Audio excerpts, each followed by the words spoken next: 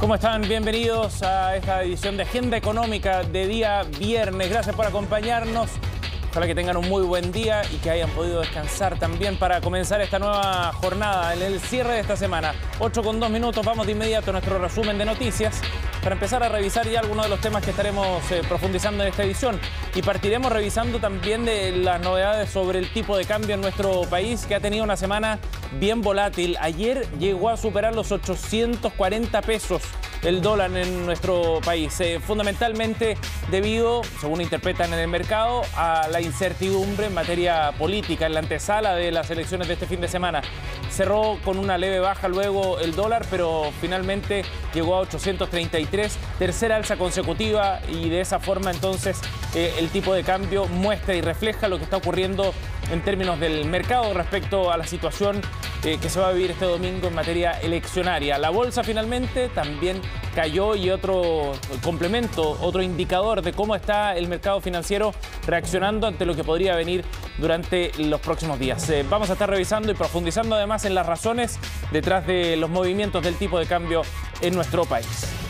Por otro lado, ayer conocimos datos consolidados respecto al crecimiento del PIB en nuestro país para el segundo trimestre en particular, y se registró un récord para este trimestre específicamente, para el tercer trimestre, con un 17,2% de crecimiento. Es el segundo registro más alto en la historia de Chile, después del que se alcanzó en el segundo trimestre de este año. Sin embargo, las proyecciones para el próximo son cada vez más negativas, más sombrías. De hecho, hay algunos actores en el mercado, entre ellos el banco norteamericano Morgan Stanley, por ejemplo, que proyecta que incluso nuestro país podría entrar en recesión técnica en el tercer trimestre del próximo año. Las proyecciones de crecimiento en ese sentido han ido cambiando, además que hay algunos indicadores específicos respecto a la inversión, por ejemplo, proyectada para el otro año, que están en terreno también negativo, y en ese sentido hay sustento para esta idea de una recesión técnica en 2022. Ya revisaremos más detalles de las cuentas nacionales que entregó el Banco Central el día de ayer.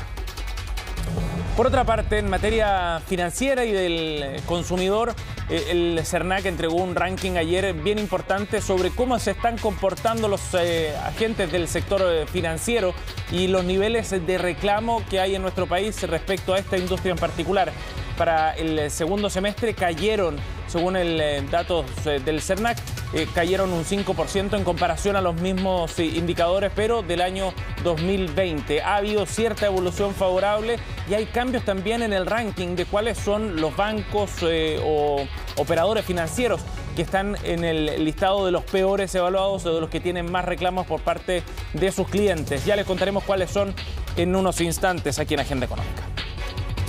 Y por otro lado, hay coletazos del informe que entregó la Fiscalía Nacional Económica hace algunas semanas. Recordarán ustedes sobre la escasa competencia que hay en el mercado del gas.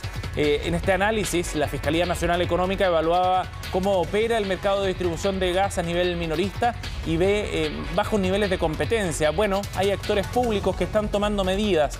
Una idea de un gas popular, tal como las farmacias populares, surge en una municipalidad del sur del país, en Chiguayante, con la posibilidad concreta, al menos tienen la intención, de entrar al mercado de distribución del gas con precios, por supuesto, bastante más bajos. Una idea respaldada también por trabajadores de ENAP, que ven espacio para que ingresen nuevos actores, en este caso públicos. Ya les contaremos más sobre esta iniciativa y los cuestionamientos también que han surgido al respecto. Partimos revisando por último en nuestro resumen de noticias los números del día en materia bursátil. ¿Qué es lo que está ocurriendo en las bolsas en Europa, en Asia también, donde ya cerraron los mercados? Estos son los números para comenzar la jornada. El Eurostock con una caída de 0,33%, la bolsa de Londres en tanto con una caída de 0,21% y el DAX alemán con una baja de 0,06%. El Nikkei, por su parte, cerró al alza con una subida de 0,5%. A nivel internacional, el Dow Jones ayer también cerró a la baja, 0,17% de pérdida. Y acá en Chile, el IPSA cerró con una caída de 0,27%. Toda la semana estuvo operando en terreno negativo de los poco más de 4.500 puntos. Cerró ayer en poco menos de 4.300 puntos. Caída fuerte. Se prepara el mercado financiero, así lo interpretan algunos, para lo que va a ocurrir el domingo, las elecciones presidenciales en nuestro país.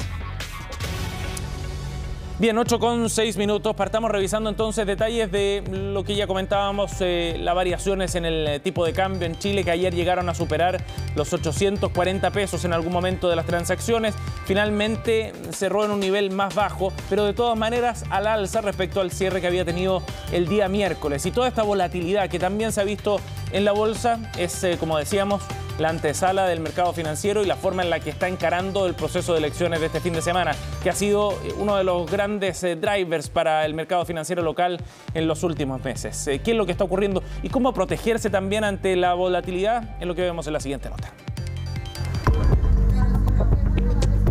840 pesos, el mayor precio en año y medio. Así llegó a estar el dólar al mediodía de este jueves. Es que el billete verde no para su escalada a medida que nos acercamos a las elecciones presidenciales que mantienen cada vez más nerviosos a los mercados.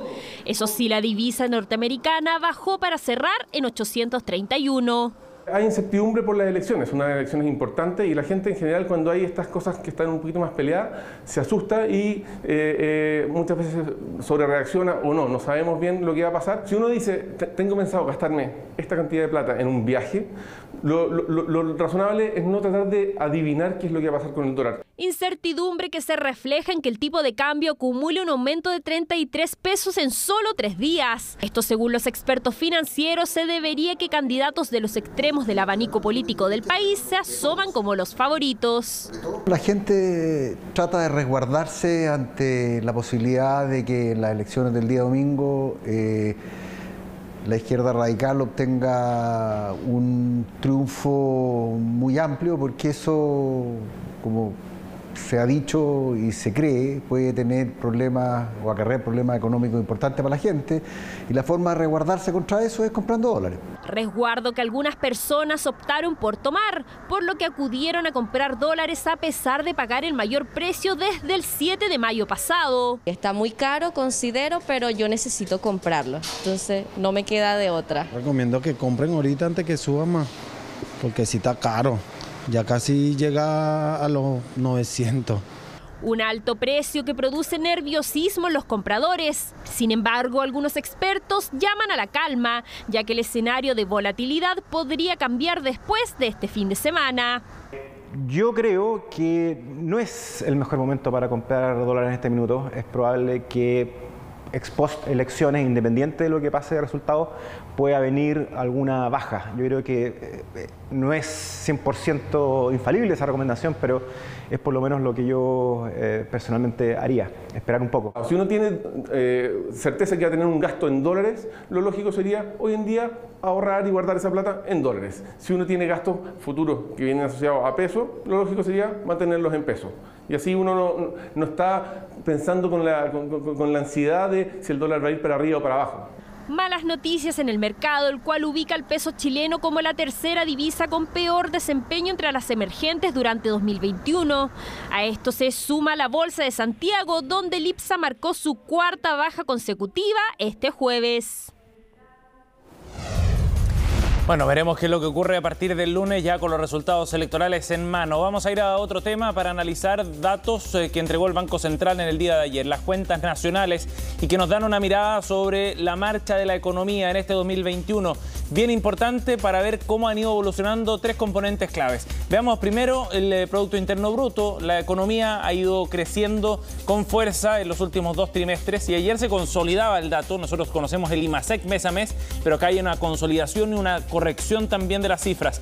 En el primer trimestre todavía estábamos en un momento afectados duramente por la pandemia. El crecimiento fue de apenas 0,6%. En el segundo trimestre se alcanza el récord, 18,1% de crecimiento.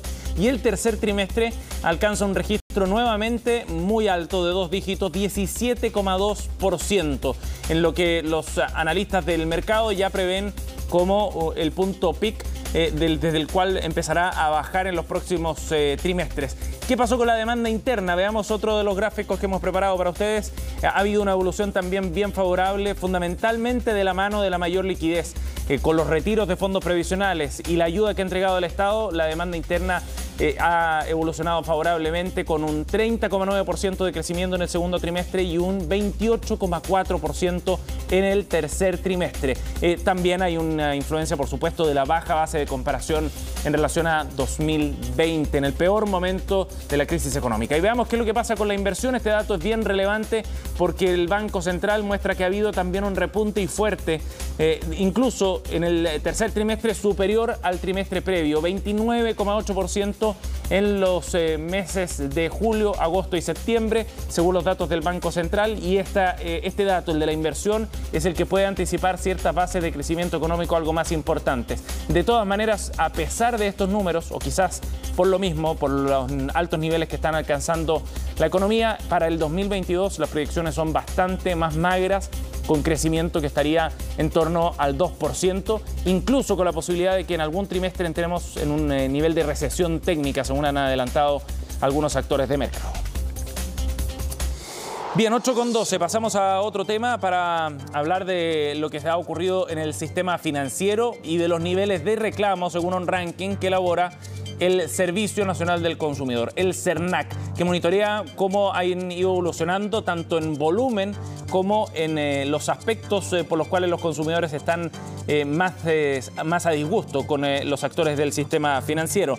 La buena noticia es que los reclamos en este sector cayeron un 5% en el en el primer semestre, según los datos del Servicio Nacional del Consumidor. En total, el SERNAC contabilizó 48.103 reclamos de parte de los consumidores, una baja, como decíamos, de 5% respecto al mismo periodo, pero del año pasado.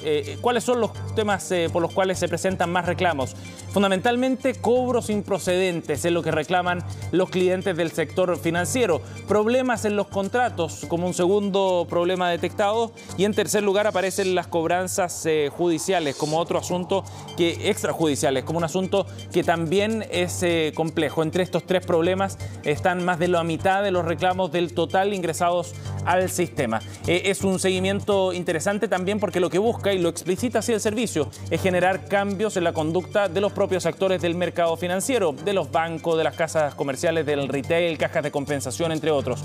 Destaquemos cuáles son los bancos que tienen mayores reclamos. Este es el listado encabezado por Banco Falabella, que concentra un 28% del total de reclamos en el sistema. Le sigue La Polar con un 22,9%, Banco Estado con un 15,6% y luego CMR Falabella con un 12,1%. Dos de los nombres aquí señalados se repiten respecto al mismo ranking, pero del año pasado. Por el contrario, ¿cuáles son los que tienen mejor evaluación o menores niveles de reclamo? La Caja Los Héroes, Family Card y la Araucana aparecen con los niveles más bajos de reclamos del total del sistema.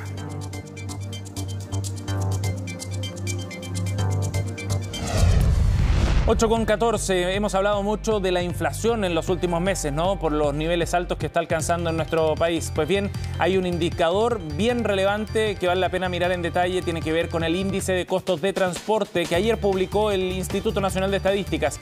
Y ponemos acento en este segmento porque explica en buena parte el aumento de los precios en nuestro país. Bueno, alcanzó un 3,5% este indicador de costos en el mes de octubre, según publicó el INE en el día de ayer. Y el desglose es bien interesante mirarlo porque hay aspectos que inciden con mucha más fuerza en este indicador. Fundamentalmente el combustible, que ha subido un 46,3% en lo que va de este año. En materia de recursos humanos también hay un alza fuerte de 8,6%, y en materia de repuestos y accesorios para el funcionamiento y mantención de vehículos hay un alza de 8,6% acumulada en lo que va de este 2021. Según el desglose que hace el INE, el índice está al alza por octavo mes consecutivo. Hay un crecimiento en esta materia y el acumulado, como les decíamos, en lo que va del año ya llega a un 16,3% para este indicador. Y sabemos lo relevante que es por el peso que tiene en la canasta que mide la inflación, pero también por el efecto de que encadena para otros servicios que han visto un aumento fundamentalmente en este indicador. La buena noticia, que podría reflejarse en el indicador del próximo mes, es que el petróleo ha estado a la baja en las últimas semanas, está en su menor valor desde comienzos del mes de octubre.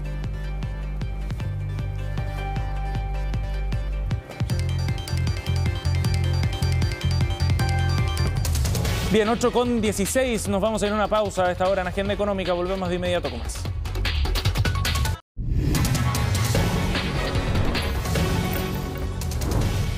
Ya estamos de vuelta, 8:20 aquí en Agenda Económica, para profundizar más en lo que ya les contábamos en el primer bloque, la evolución que ha tenido el tipo de cambio en nuestro país, que ayer bordeó los 840 pesos. Retrocedió un poco al final al cierre, pero de todas maneras se ha generado algo de temor en el mercado y en muchos de los que necesitan precisamente comprar dólares por diversas razones. Vamos a conversar de este tema. Estamos en contacto con el jefe de estudios de mercado de Capitaria, Ricardo Bustamante. Gracias por el contacto, Ricardo, muy amable.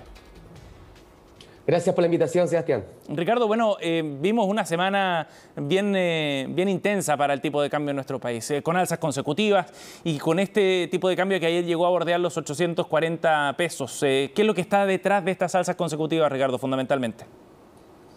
Efectivamente, tuvimos un impulso muy importante del dólar en los últimos días, donde hay varios factores que han apoyado, tanto a nivel externo y a nivel interno. Pero por lejos lo más importante ha sido el plano local. La incertidumbre política, la incertidumbre que genera quién será el próximo mandatario. Y no solamente eso, sino que también cómo se va a distribuir el Parlamento, es lo que ha generado esta mayor compra de dólares en las últimas jornadas, ya que se utiliza como activo de refugio a nivel local y también porque ha habido una depreciación del peso chileno en medio de salidas de flujo y también de una perspectiva no tan favorable en el aspecto económico posterior a las elecciones. Ajá. Ricardo, de todas maneras llama la atención porque la semana pasada había cerrado con una leve tendencia a la baja, ¿no? Y parecía que estaba retrocediendo. Exactamente, esa caída se dio principalmente por los datos elevados de inflación en Chile, lo que debieran presionar al Banco Central a que pronto tenga o que siga con su alza de tasas bien fuerte que ha tenido en las últimas reuniones. Y ese escenario, solamente por efecto de distintas tasas de interés de Chile con el mundo, genera que se dé esta caída del dólar, que fue bastante puntual y que también hay que considerar de que fue única y exclusivamente por estos datos que conocimos y por las predicciones del Banco Central, pero la incertidumbre local ha sido el factor clave. Sin ir más lejos, el peso chileno ha sido una de las monedas más depreciadas del mundo durante este año, precisamente porque el impacto del escenario de incertidumbre que tenemos ha sido el factor más relevante para que suceda esto. Sí, y una buena forma de analizar o sopesar, digamos, esos factores idiosincráticos tiene que ver con una comparación con otras monedas. ¿Qué está pasando con otras monedas de países emergentes, por ejemplo, en relación al peso chileno?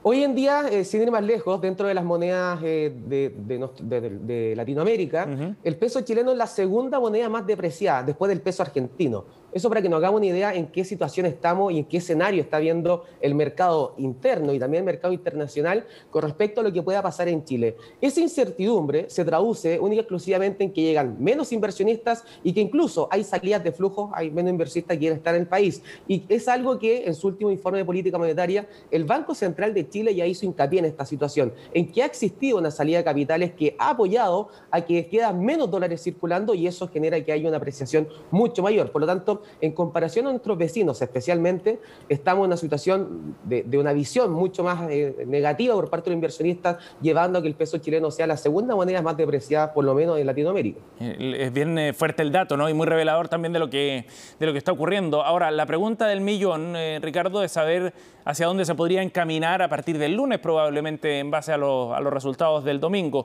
¿Qué escenario ven ustedes ahí en Capitaria? Desde Capitaria estamos viendo un escenario en que todo se va a definir claramente con las elecciones. Acá podemos especular y proyectar algún eventual escenario, pero obviamente que dependiendo de la votación de todos nosotros es lo que irá a suceder posteriormente con el tipo de cambio. Pero en términos bien sencillos, es muy poco probable que se defina el presidente este domingo. Es muy probable que tengamos una segunda vuelta. Cierto. Por lo tanto, el foco de atención debiera estar en el Parlamento para ver hacia dónde se carga, porque esto va a generar cómo va a ser la gobernabilidad del próximo mandatario. Si es que va a poder sacar proyectos de ley que sean mucho más fáciles, que pasen por el Parlamento y que sean aprobados, por supuesto, o si es que tiene mayor cantidad de bloqueos. Ajá. Y obviamente, en términos de cómo lo ven los inversionistas, acá sin hacer ningún tipo de juicio de valor, es cómo lo ven los inversionistas, mientras más pro mercado sea el Parlamento y más pro mercado sea el próximo presidente, va a ser mucho mejor visto el escenario económico para Chile. Y esa situación debiera generar un debilitamiento debilitamiento del dólar posterior a las elecciones y especialmente después de la segunda vuelta, pero si es que el escenario es contrario, no es con una política tan pro mercado que se esperaría, debiéramos seguir viendo un mayor impulso del dólar, que lamentablemente, haciendo un nexo con el tema anterior, también apoyaría que la inflación siga subiendo por los productos importados especialmente. Sí, Ricardo, y en ese sentido, el mercado está dando por descontado entonces que habrá una segunda vuelta, por tanto no sería tan relevante quienes pasen a ella ni cuál sería el orden, por ejemplo, en el que lleguen los candidatos. Quienes pasen sería relevante, Sebastián. Es muy importante también ver cuáles van a ser esos eventuales candidatos que vayan a la segunda vuelta. Ajá. Insisto, el mercado lo va a ver mientras más pro mercado, mientras políticas económicas que sean más abiertas y que generen mayor cantidad de inversión, el mercado lo va a tomar de mejor forma y eso implicaría una apreciación del peso chileno, un debilitamiento del dólar. Sí. Eso es importante, relevante, pero la definición total se va a ver obviamente el 19 de diciembre. Sí, claro, la segunda vuelta. Ricardo, ahora, ¿hay espacio para que hayan intervenciones de parte del Banco Central, por ejemplo, respecto a cómo se está moviendo el tipo de cambio? Recordemos que hubo en algún momento, en las semanas posteriores, corrígeme si me equivoco, pero hubo intervenciones a través de distintos instrumentos en momentos en que el tipo de cambio se estaba disparando después del 18 de octubre.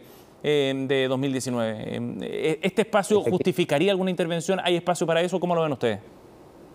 Hoy en día el tipo de cambio real está muy elevado, que es lo que se fija principalmente el Banco Central para tomar las decisiones. Está en máximos de una cantidad de años muy, muy extensa. Sí. Este escenario actual, de hecho el Banco Central dijo que no va a vender dólares. Esa es una situación en que está llamando un poco a que el mercado se regule solo, de momento. Ahora, si ya vemos un tipo de cambio nominal, el que transamos todos los días, sobre los 850, 860 o incluso cerca de los máximos históricos que nos acercamos a los 880 pesos, debiéramos ver que el Banco Central intervenga. Ajá. Porque lamentablemente un escenario de un dólar mucho más elevado, ya estamos con una inflación alta, estamos con una inflación del 6% en los últimos 12 meses. Un tipo de cambio que alcance los 880 pesos sería agregarle más inflación al país. Y esa situación obviamente que no es la deseada, porque el costo de vida ha impactado fuertemente a todos nosotros, a todos los chilenos, y esa situación es lo que el Banco Central trataría de evitar. Por lo tanto, es una manera para evitar que haya mayor inflación, pero por tipo de cambio. Así que sobre los 850, 860, creo que podría ser un nivel para que el Banco Central nuevamente intervenga, pero de momento fue bastante claro que no lo va a hacer. Ajá. Bueno, veremos qué es lo que ocurre a partir del domingo entonces. El lunes ya vamos a tomar nota también de cómo va reaccionando el mercado con los resultados en mano. Ricardo, gracias por conversar con nosotros esta mañana, muy amable. Gracias por la invitación, Sebastián. Que tenga buen día. Chao, buen día. Bien, 8:27, estamos cerrando esta edición de Agenda Económica. Gracias por acompañarnos. Vienen las noticias internacionales. Isel Guerra a continuación en Conexión Global. Que tengan un buen día también.